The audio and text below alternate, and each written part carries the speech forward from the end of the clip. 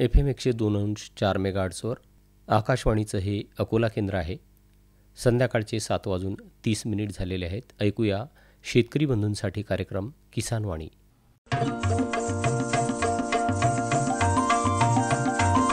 किसानवाणी किसानवाणी किसानवाणी किसानवाणी हिरव्या स्वप्नांची साध्यवाणी प्रगत युगाची वेधवाणी कृषी तंत्राची ही मंत्रवाणी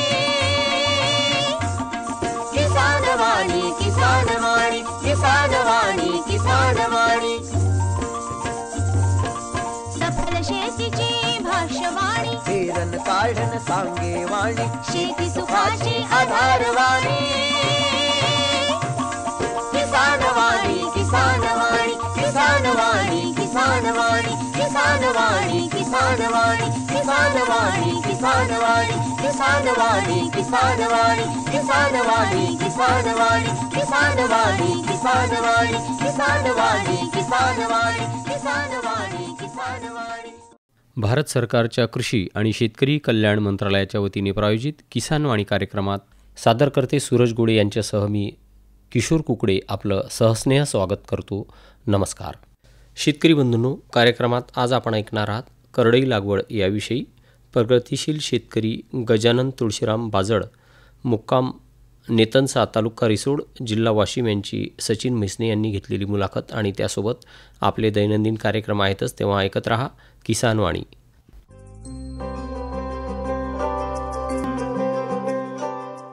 शेतकरी बंधूंनो, कार्यक्रमात सुरुवातीलाच ऐकूया ग्रामीण कृषी मौसम सेवा, डॉक्टर पंजाबराव देशमुख कृषी विद्यापीठ अकोला आणि भारत मौसम विभाग यांच्याकडून प्राप्त उद्याचा हवामानाचा अंदाज.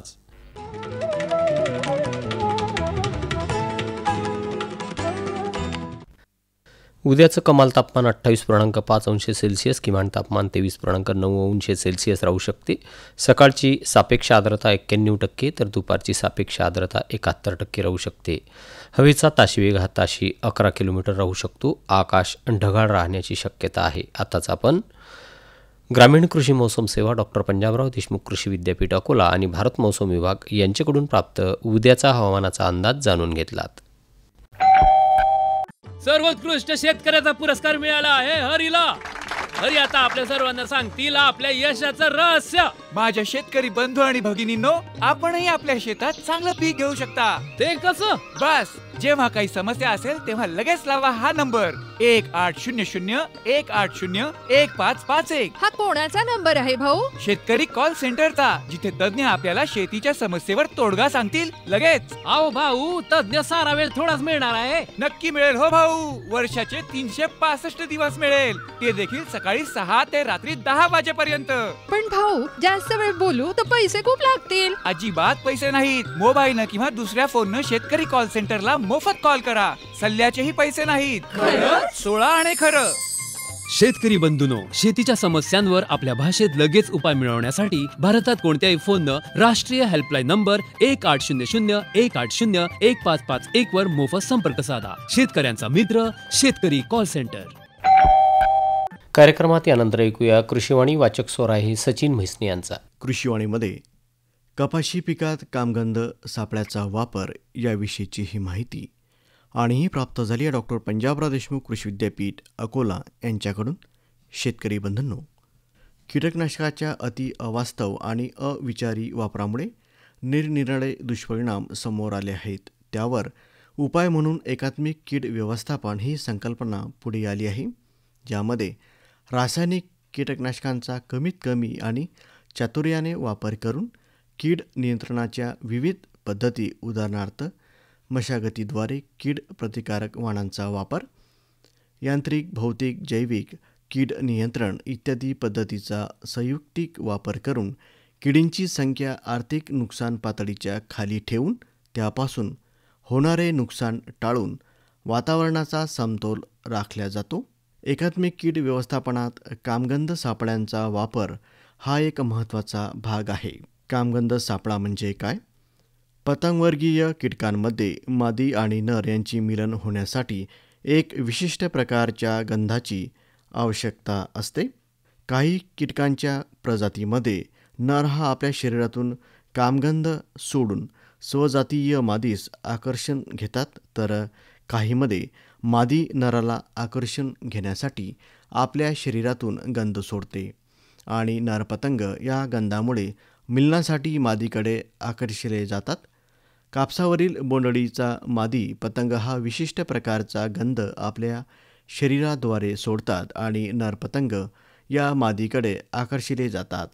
त्याच प्रकारच्या कृत्रिमरित्या गंध वापरून नर पतंगांना आकर्षण सापळ्यात पकडले जाते. कृत्रिमरित्या हा गंध तयार करून गोळ्यांच्या स्वरूपात वापरला जातो. या गोळ्यांना ल्यूर अथवा सेफ्टा म्हणतात. या गोळ्यांचा वापर एक प्रकारच्या प्लॅस्टिकच्या सापळ्यात करतात. त्याला कामगंध सापळे असे म्हणतात. कामगंध सापळा यामध्ये नर पतंगांना आकर्षून घेण्यासाठी सापळ्याला वरती एक छप्पर असते, तेथे ल्यूर बसवण्यासाठी जागा असते. छपराच्या खाली पतंग पकडण्याची पिशवी उभी धरून ठेवण्यासाठी एक कडे असते. कामगंध ल्यूरचे संयुगे वातावरणात ताबडतोब उडून जाऊन नष्ट होतात, तरीही त्याचा परिणाम साधारणपणे 1 महिनाभर टिकतो. सापळ्यांचा वापर सापळ्याला आधार देण्यासाठी काठी कड्याला बांधावी. पिशवीचा खालचा भाग बंद करून काठीला बांधावा.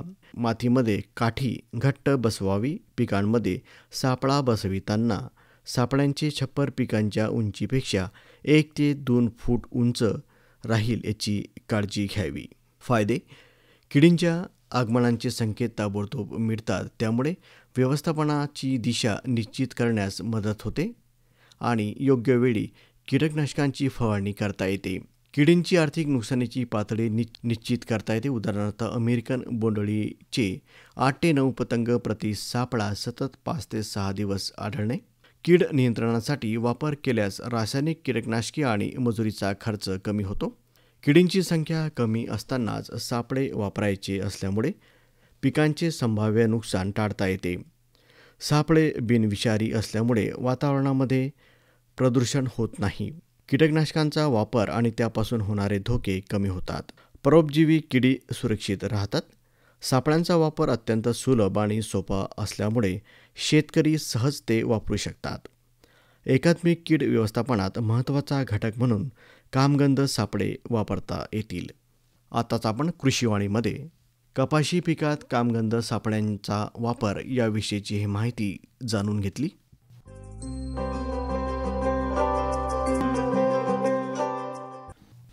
अरे अरे अरे क्या कर रहा है? इधर इधर इधर हम बोल रहे हैं तेरे बीजू का. उतला बोल रहा है?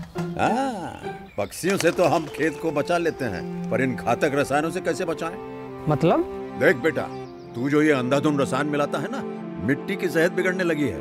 और जब माटी ही कमजोर पड़ जाएगी तो उपज कैसे सेहतमंद होगी? अरे पहले ऐसा नहीं था. पूछना अपने बड़े बुजुर्गों से, कैसे फसल लहलहाती थी, शुद्धता झलकती थी. हाँ, माटी भी तंदुरुस्त और लोग भी. अरे पहली वाली बात कहाँ? पर अब तो सब यही डाले हैं. सब नहीं, आज भी लाखों जागरूक किसान परंपरागत विधि से फसल उगा रहे हैं. खर्चा कम और उपज की कीमत भी बेहतर पा रहे हैं. सच है? रे बेटे, एक्सपीरियंस से बता रहे हैं. धूप में बाल सफेद नहीं किए हैं. हाँ. ठीक है भाई, मैं भी आज से जैविक खेती शुरू करूंगा. माटी से प्रेम की परंपरा है. परंपरागत खेती.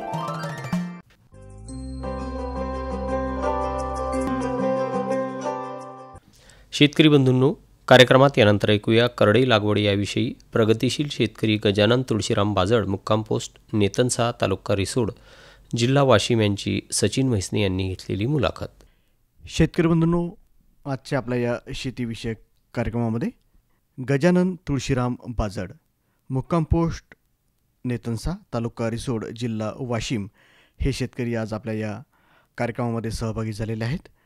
आणि आज आपण करडई लागवड या विषयावर त्यांच्याशी चर्चा करणार आहोत. तर आपण बघतो की रब्बीमध्ये बरेच आपले जे शेतकरी असतात ते हरभरा म्हणा किंवा कांदा असेल, असे बरेचसे पिकं आपले शेतकरी घेतात. परंतु तेलवानामध्ये मग करडई असेल, तीळ असेल किंवा सूर्यफूल असेल, याची लागवड जी आहे ती खूप दिवसेंदिवस सध्या कमी होत आहे. परंतु बरेचसे शेतकरी या पिकांचीही सध्या लागवड ते करीत आहेत. तर करडई लागवडीचे त्यांचे काय अनुभव आहेत ते आज आपण त्यांच्याकडून जाणून घेणार आहोत. गजानन भाऊ नमस्कार. नमस्कार सर. गजानन भाऊ, तुम्हाला हे सांगा की जो आपल्या शेती कामाचा जो अनुभव म्हणतो आपण, तो किती वर्षाचा आहे तुम्हाला? सर मी जवळपास म्हणजे 91-92पासून शेती करतो, म्हणजे भरपूर दिवस झाले मी शेतीमध्ये आहो. किती एकर शेती आहे तुमच्याकडे? माझ्याकडे सर 9 एकर शेती आहे. 9 एकर शेती असून माझी 2 ठिकाणी शेती डिवायडेड झालेली आहे. एक गावाच्या पश्चिमेला 5 एकर आहे आणि पूर्वेला 4 एकर आहे. अशी माझ्याकडे एकंदरीत 9 एकर शेती आहे आणि पूर्ण शेती माझी पाण्याखाली आहे. आता हे जे संपूर्ण 9 एकराचं जे क्षेत्र आहे, तर याच्यामध्ये तुम्ही जे पिकं आहेत ते कशा पद्धतीनं घेता? म्हणजे जे पारंपरिक असतील किंवा काही फळ पिकं पण याच्यामध्ये तुम्ही घेत असता का? फळपिके आहेत ना सर. माझ्याकडे पेरूचे झाडं आहेत, 650 झाडं आहेत. यावर्षी मी पपई पण लावलेली आहे 500 झाड आणि सीताफळ पण आहे माझ्याकडे 300 झाड. तर पेरूचं यावर्षी आम्हाला चांगला दर पण भेटलेला आहे आणि पेरू चांगल्या पद्धतीने आलेला होता आमचा. आणि बाकीची शेती जी मी करतो, तर बाकीच्या शेतीमध्ये मी सुरुवातीला रब्बीमध्ये खरीपमध्ये माझं सोयाबीन आणि तूर असते आणि रब्बीमध्ये मी तेलवानावर जास्त बरे.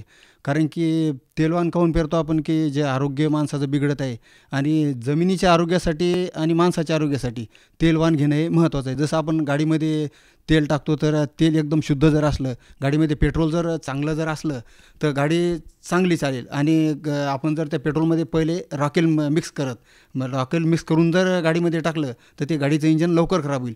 त्या पद्धतीने आपण जे बाजारामधलं तेल खातो हे तेल आरोग्यासाठी अतिशय घातक आहे. आणि आपण जे शुद्ध करडईचं तेल, मोहरीचं, सूर्यफुलाचं, जवसाचं हे वाण आम्ही सर्व आमच्या शेतीमध्ये लागवड करतो आणि आम्ही स्वतः 2020पासून घरचेच तेल खात आहोत सर. आणि एकदम आरोग्यसुद्धा यानं चांगलं राहते. तर गजानन भाऊ, आपण बघतो की जे तेलवाण असतील तर याची लागवड हे दिवसेंदिवस खूप कमी होत चाललेली आहे. तर याचा मागचं काय कारण सांगता येईल आपल्याला? याचं कारण असं सर, शेतकऱ्यांना जो रेट पाहिजे होते हे रेट व्यवस्थित नसल्यामुळं MSPपेक्षा पण खूप मार्केटमध्ये रेट कमी आहेत.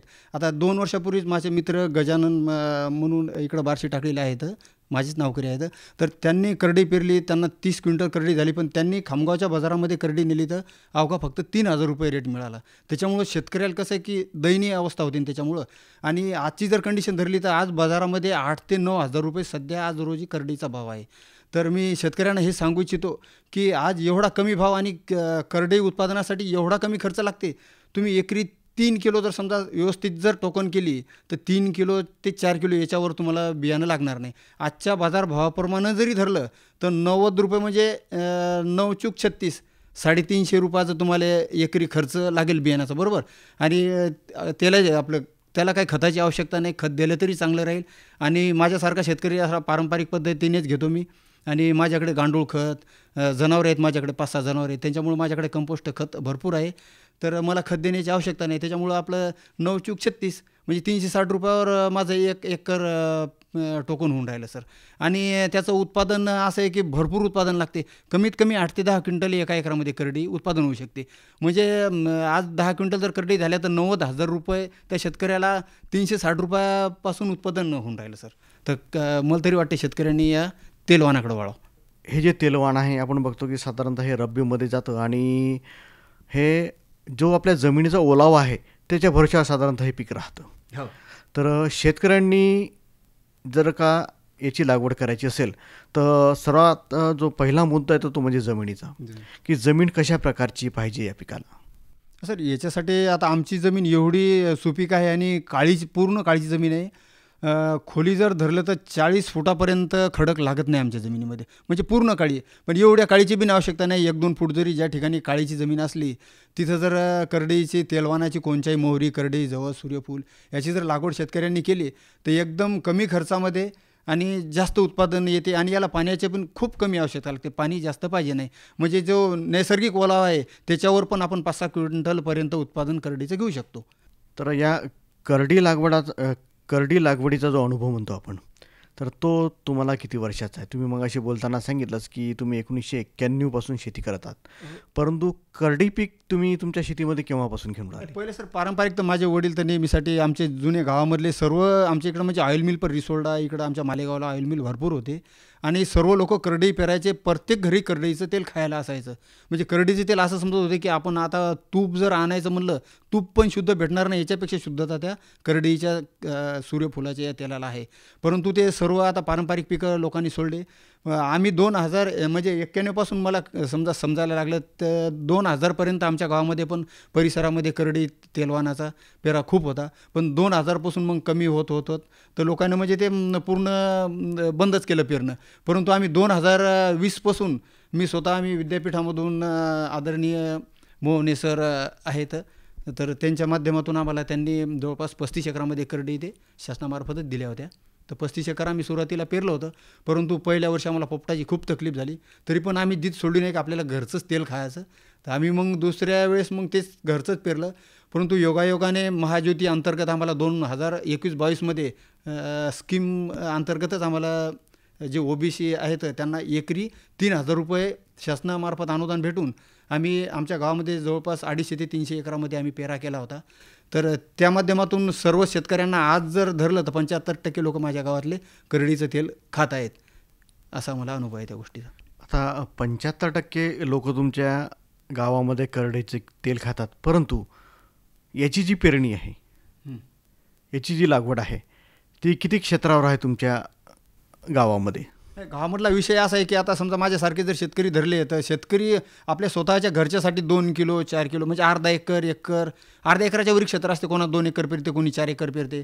तर असं क्षेत्र जर धरलं तर समजा 200-300 एकर क्षेत्र तरी निश्चितच होईल आमच्या गावामध्ये करडईचं. आता आपण बघतो की कुठल्याही वाणाची लागवड करताना सगळ्यात पहिले जे वाण असेल की जे आपल्या वातावरणालाही सूट होत असेल, आपल्या जमिनीलाही सूट होत असेल, अशा वाणाची आपण निवड करतो. तर कोणत्या वाणाची निवड तुम्ही या करडई पिकामध्ये करता? मग सुरुवातीला सर्व आम्हाला महाज्योती अंतर्गत परभणी 12 हा वाणामध्ये शासनाच्या अनुदानाअंतर्गत भेटला होता. बियाणं फ्रीमध्ये भेटलं होतं आणि त्यांच्यानंतर आम्हाला एकरी 3000 रुपये असे प्रत्येक शेतकऱ्याला अनुदान, पण कोणाला 8000 10,000 आपल्या क्षेत्र पेरल्यानुसार 22,000 पण भेटलं. मला 17,002 खात्याचे भेटले होते अनुदान. तर परभणी 12 पण रिझल्टला चांगला आहे, 12 क्विंटलपर्यंत ॲव्हरेज आलं. आणि 2024मध्ये आम्ही हैदराबादची व्हेरायटी ISF 764 ही पण मला चांगली वाटली आणि त्यालाचा रिझल्ट पण एकदम चांगला लागला सर. आणि आपल्या विद्यापीठाचं PKV पिंक हा पण व्हेरायटी चांगली मी पेरली होती सर. म्हणजे 3 किलोला 1 किलोचं उतारा तेलाचा येऊन राहिला त्याचा, एवढं जबरदस्त आहे सर PKV पिंक आपली, चांगली वाटली मला. तर याचा लागवडीचा कालावधी काय सांगता येईल आपल्याला? याची लागवड सर साधारणतः 1 ऑक्टोबर नंतर आपण नोव्हेंबर संपेपर्यंतही करू शकतो. ऑक्टोबरला जेवढी लवकर पेरणी करसाल तेवढा माव्याचा प्रादुर्भाव कमी येतो आणि खर्च म्हणजे आपल्याला मग मावा जर नाही पडला तर बाकी काही त्याच्यावर बिमारी याचं कामच नाही. त्याला काटे असतात खूप, त्याच्यावर दुसरं काही कीटक काही हे करू शकत नाही, फक्त मावा. जे आपले जंगली प्राणी असतील त्याचाही काही जास्त उपद्रव होत नाही? काहीच नाही. जंगली प्राणी फक्त पोपटाचे शेवटच्या टप्प्यात परिपक्वता झाल्यानंतर काढणीच्या वेळेसच आपल्याला 4-8 दिवस पोपटाची तकलीफ होते, त्यावेळेस थोडीशी पोपटं हाणावं लागतात.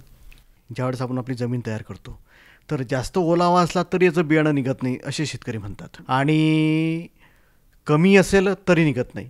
तर साहजिकचा जो कालावधी आहे आणि आपल्या जमिनीची ओल या दोघांचीही सांगड घालून आपल्याला पेरणी करावं लागते. तर ती पेरणी किती खोल करायला पाहिजे की जेणेकरून आपलं पीक पण निघालं पाहिजे आणि ते जास्त खोल पडलं तर निघत पण नाही, असं बरेचदा होतं. बरोबर. याचं सर साधारणतः ओला म्हणजे आपलं नेमका तसा बैल, जुने लोक सांगत होते की आपल्या हातानं जर बैल झाला, गोळी समजा आपण गोळी बनवतो, अशी गोळी जर झाली तेवढा ओलावा असला तर करडई निघू शकते समजा. पण ओलावा लागेल, एकदमच जर कमी ओला असली तर शेत ओलवून घ्यावं लागेल आपल्याला, किंवा पेरणी केल्यानंतर आपल्या पाबरीने तिफणीने जर बैलाच्या पेरणी केली किंवा ट्रॅक्टरने जरी पेरणी केली, 2 इंचाच्या खाली जर जास्त 3-4 इंचाच्या खोल बियाणं गेलं, बियाणं निघत नाही सर. याचा मला स्वतः अनुभव आलेला. पहिल्या वर्षी मी पेरलं होतं, 3 एकरामध्ये करडई पेरली होती. तर माझं करडई जिथं ट्रॅक्टर वर आलं, आम्ही पाणी दिलं, ट्रॅक्टर जिथं वर आलं तिथंच आमचं करडे निघलं, बाकीचं करडे निघलं नाही. मला ते शेत परत वखरण पाळी करावं लागली बैलाने आणि परत मग फक्त 2 इंचच आम्ही खोल पडलं, एकदम जबरदस्त निघलं सर. जास्त खोल पडू द्यायचं नाही बियाणं.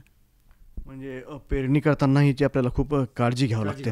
तर पेरणी करताना आपण याची यांत्रिकीकरणामध्ये ट्रॅक्टरचा वापर करू शकतो का, किंवा आपल्या या जे आहे तिफन वगैरे याने पण पेरणी करता येईल का? टोकन यंत्राने करता येईल. आता ते नवीन मानवचलित टोकन यंत्राने त्याने एक नंबर पेरणं होईल. म्हणजे 6 इंचावर पडते ते ऑटोमॅटिकच, आणि आडवा आपण समजा 1.5 ते 2 फूट अंतर सोडलं तरी चालते. आणि बैलाच्या टिफनीन केले तरी 2 बाय 2वर समजा आपण 2 फूट येईल आडवं तासामधलं अंतर. पण मग त्या झाडामधलं अंतर आपण विरळणी करायची, जास्त जर दाट झालं तर जास्त दाट ठेवायचं नाही. समजा झाड करते चांगलं.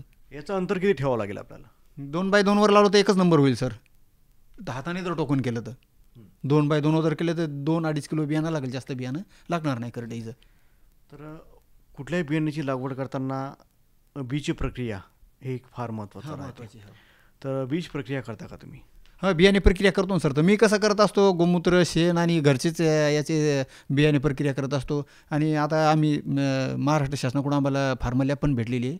तर आम्ही घरीच ते ट्रायकोडर्मा बनवतो. ट्रायकोडर्माची आता 2 वर्षापासून मी ट्रायकोडर्माची बियाणे प्रक्रिया करतो. याला कशी करायची ती? ते कसं 10 लिटर पाण्यामध्ये आपल्या 1 लिटर पाण्यामध्ये 10 मिली आमचा ट्रायकोडर्मा सोडतो.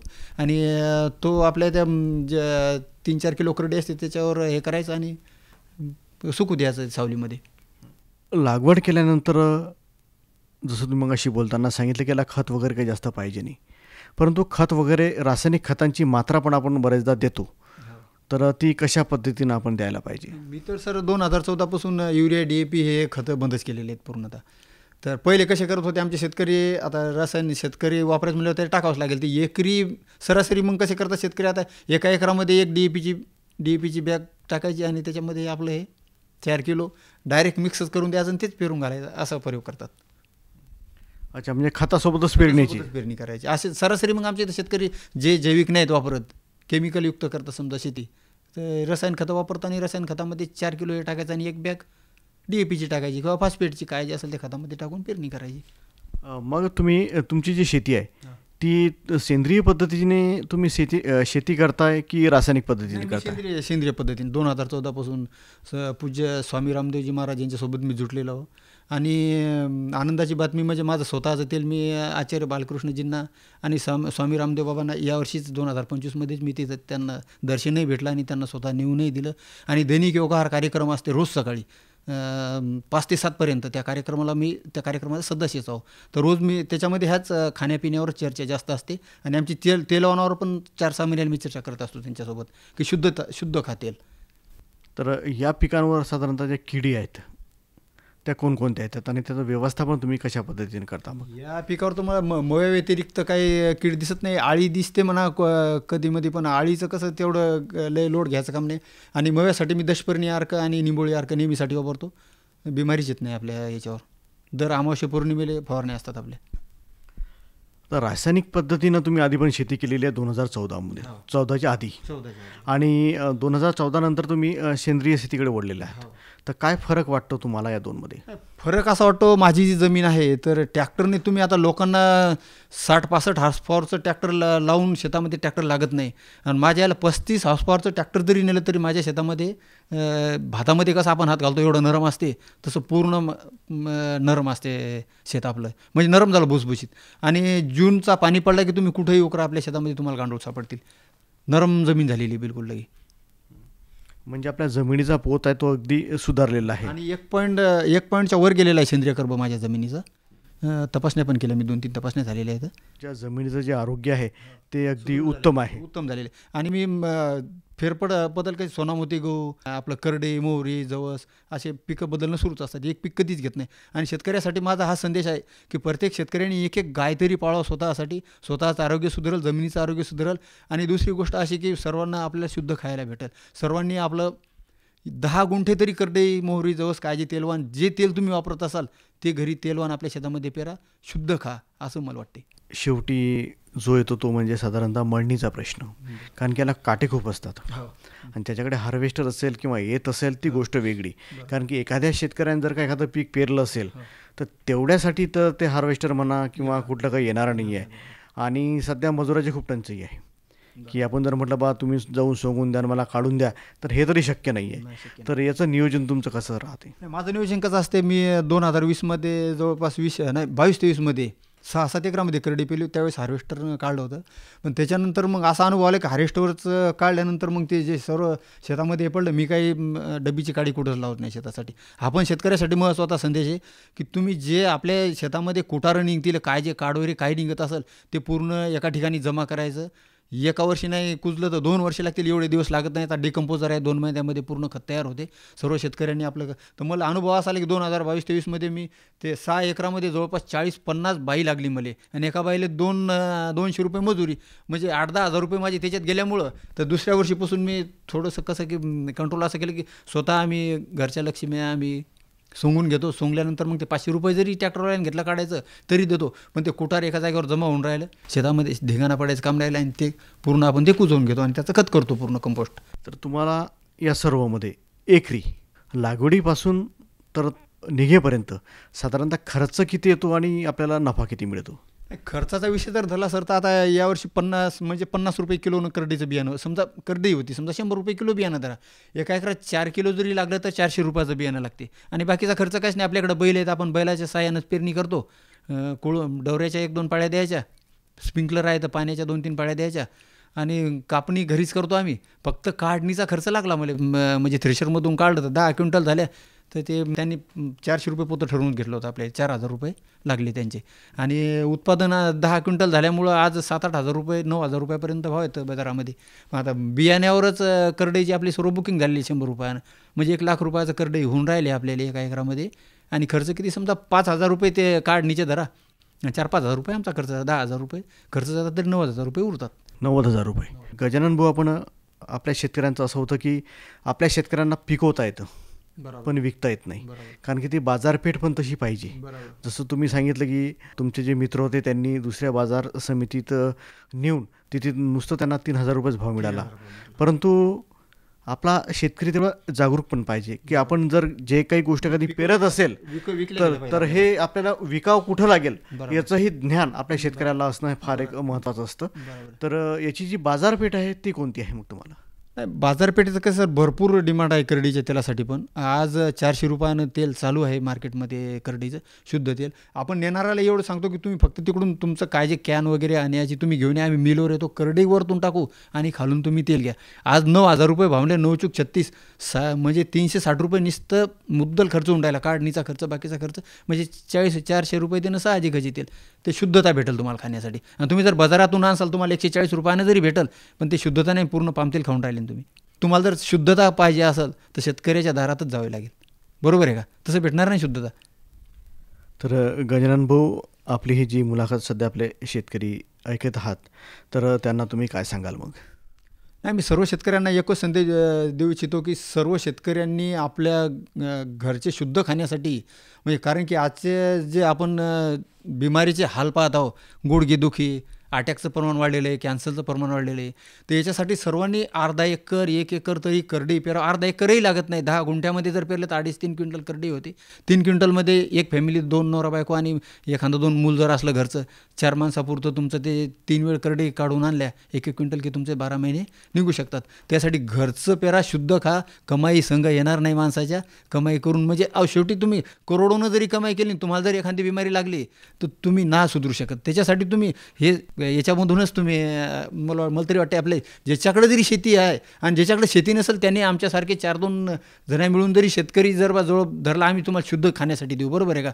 भेसळ येणार नाही. तुम्ही डायरेक्ट घरी यायचं आपल्या, तुम्हाला डायरेक्ट करडी मिलवर नेऊ, मिलवर तुम्ही खाली तेलाची कॅन लावा, वरून आम्ही करडी टाकू, ते शुद्ध तेल देऊ, पण 400 रुपयाच्या आत भेटणार नाही. हे बरोबर आहे का? हे सांगू इच्छितो मी. तर गजानन भाऊ, तुमचे करडई लागवडीचे जे बोलके अनुभव आमच्या शेतकऱ्यांनी ऐकले असतील तर नक्कीच तेही यावर्षी या करडई लागवडीचा विचार करतील. तर तुम्ही आज इथे आलात आणि करडई लागवड या विषयावर जे एक सखोल मार्गदर्शन आमच्या शेतकऱ्यांना केलं त्याबद्दल आकाशवाणीतर्फे आणि आमच्या शेतकऱ्यांतर्फे मी आपला आभारी आहे. धन्यवाद. धन्यवाद सर, धन्यवाद. आत्ताच आपण गजानन तुळशीराम बाजड, मुक्काम पोस्ट नेतनसा, तालुका रिसोड, जिल्हा वाशिम यांची सचिन म्हैसने यांनी घेतलेली मुलाखत ऐकलीत. विषय होता करडई लागवड. शेतकरी बंधूंनो, कार्यक्रमात यानंतर ऐकूया कृषी मालाचे आजचे बाजारभाव. बाजारभाव प्रति क्विंटलमध्ये कमीत कमी आणि जास्तीत जास्त अशा स्वरूपाचे आहेत. ज्वारी लोकल 1850 ते 2235, आवक 179 क्विंटल. गहू लोकल 2525 ते 2680, आवक 154 क्विंटल. मूग 4800 ते 6100, आवक 7 क्विंटल. तूर 5900 ते 6305, आवक 1322 क्विंटल. हरभरा 5100 ते 5955, आवक 615 क्विंटल. हरभरा पांढरा 4400 ते 4400, आवक 10 क्विंटल, बाजरी 2050 ते 2050 आवक 5 क्विंटल, तीळ 8500 ते 7900 आवक 10 क्विंटल, मका 1650 ते 1650 आवक 1 क्विंटल, सोयाबीन 3900 ते 4415 आवक 801 क्विंटल. आत्ताच आपण कृषी उत्पन्न बाजार समिती अकोला यांच्याकडून प्राप्त कृषी मालाचे आजचे बाजारभाव जाणून घेतलेत.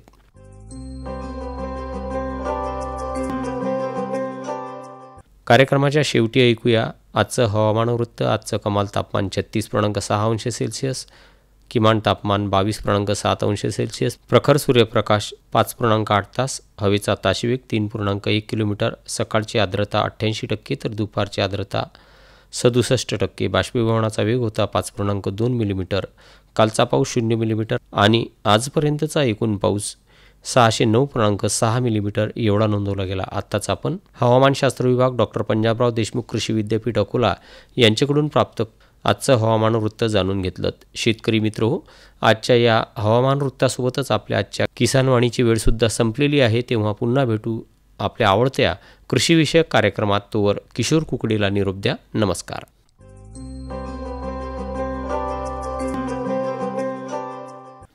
आजच्या किसानवाणी कार्यक्रमाचे सादरकर्ते होते सूरज गोळे. आताच आपण भारत सरकारच्या कृषी आणि शेतकरी कल्याण मंत्रालयाच्या वतीने प्रायोजित किसानवाणी कार्यक्रम ऐकलात.